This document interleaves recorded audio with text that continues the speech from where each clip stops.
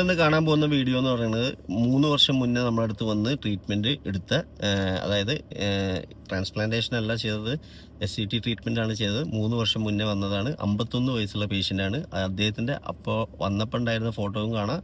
അദ്ദേഹം 3 വർഷം ശേഷം ഇപ്പോൾ ഉള്ള അവസ്ഥയും കാണാം. നിങ്ങൾ വീഡിയോ കാണുക, ലാസ്റ്റ് വരെ കാണുക. Okay, thank you.